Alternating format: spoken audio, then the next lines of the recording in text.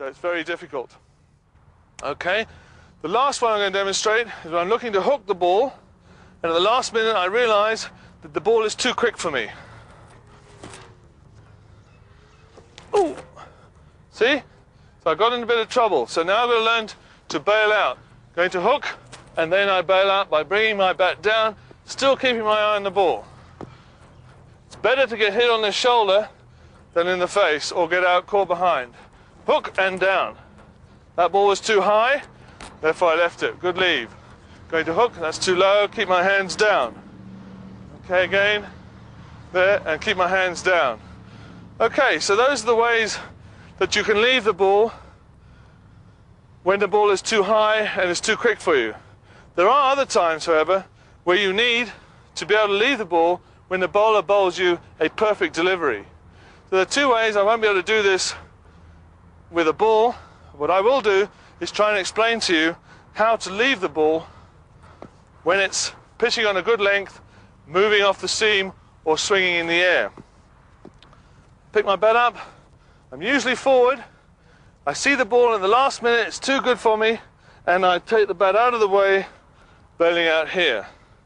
Watch that, I'm there, whoops, it's too good for me, so I take the bat out of the way. It's immaculate line and length, so I've got to be careful. The next one is I'm actually playing the shot, it moves off the seam, and the last minute I take my bat out of the way. This is called a curtain rail technique. Watch as I take the bat out of the way. So I'm actually leaving it here. So those are the ways that you can compete with the ball when it is too good for you to score runs off.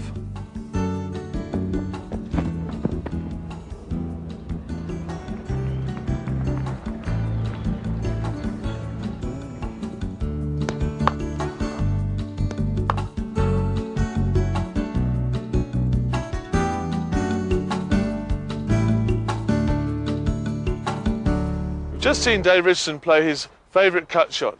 Now I'm going to break this shot down for you, but before I do, I want you to realise that it is a very dangerous shot, that if not played properly, you're going to get caught in the gully or caught in the slips. Okay, let's see how Dave plays it successfully.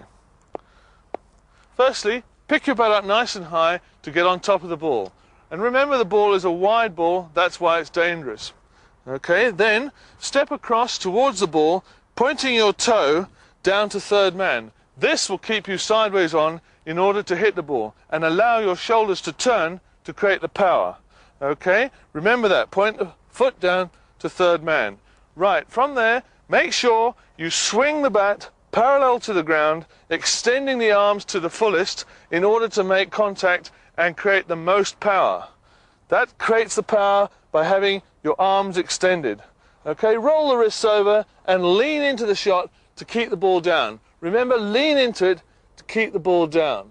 Some people, okay, look to cut up now in order to clear the slips and go down to third man. But for this particular shot, I want you to keep the ball down, keep your head over the ball, and make sure the ball goes for 4 behind gully, and it's a great shot if you get it right.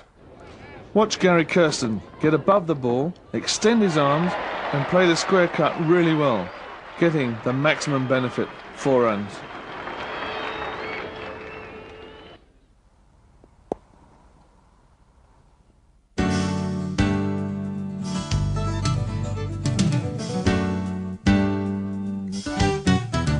There's a distinct difference between the square cut that I've just demonstrated and the late cut. Okay, the late cut is played to a field which is predominantly onside, but I'm going to hit the ball behind square because that is the only gap available to me. I'll play it to an off-spinner who's bowling with a leg side field, or to an in-swing bowler if he bowls a little bit wide. Now it's important in this shot to remember that I'm going to play the ball late. So I'm actually going to play the ball out of the wicketkeeper's hands. Let's demonstrate. Okay, pick the bat up, and I'm going to get low on this one because I have to make sure that I don't miss the ball. So I get down low, again my foot pointing down to third man. I get right down and let the ball come past me, and at the last minute I just dab it out of the keeper's hands. Okay, dab it out of the keeper's hands, and if I play it properly, get enough bat on it, it's going to go for 4. It's a great shot, but again it's very dangerous. The final shot in the series of cuts will will be the square cut off the front foot. Now this is a very good shot played on a marvellous wicket when you're in good nick. Let's demonstrate. Okay, first of all, pick my bat up. What I do now is I attack the ball, I go at it with my front foot, get my front foot across. It's a wide ball, it's a bad ball, okay, turn the shoulder to get the power, extend the arms and cut the ball through on the offside. Again, watch that, extend the arms, roll the wrists over it, and I lean into it, and it's sometimes called a square drive, but basically it's a square cut off the front foot. Remember, all cuts should only be played on a wicket with pace and true bounce. Played well, it's a thrilling shot. Played badly, as you can see, will lead to your dismissal. Didn't really come onto the batters. When building an innings, the cut shot should only be used as you become more confident. Fine catch by Cullen, moving sharply away to his left.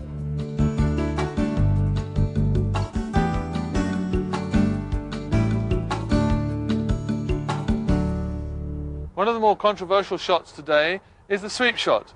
And with me to demonstrate the shot is Jonty Rhodes. Jonty, you enjoy playing the sweep. Why do you do it? You know, I just find that for a spin bowler to try and dominate me, he's got to bowl a very good line and length. And by using the sweep shot, I can actually upset his length. That's interesting. What about coming down the wicket? Isn't that an easier way to do it? You know, people get criticised for not coming down the wicket, but I find if the wicket is turning and I stay in my crease, I'm not going to get stumped. And by playing a defensive sweep shot, I can actually get one. I'm not trying to hit fours every ball, but just by getting down to the other end, I'm out of the danger area.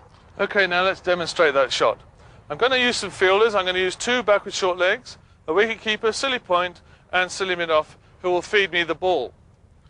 Okay, I'm going to start by getting Jonty to start in the finished position. That may sound Irish, but there we are. So that is the defensive sweep position at the end of the shot. Okay, so let's see. I'm going to lob the ball underarm onto the bat so he gets used to hitting the ball to the backward short legs.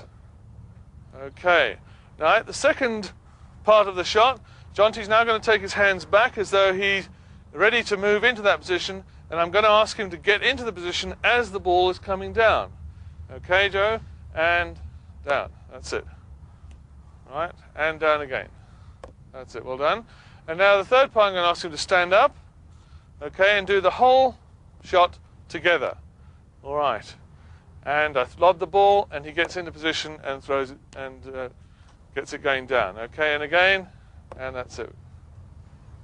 Good. Here, Jonty highlights the difference between the defensive and the conventional sweep. Getting his body in the same position, he swings his arms at full length, front pad in line and head forward. The intended result of this shot is 4 runs.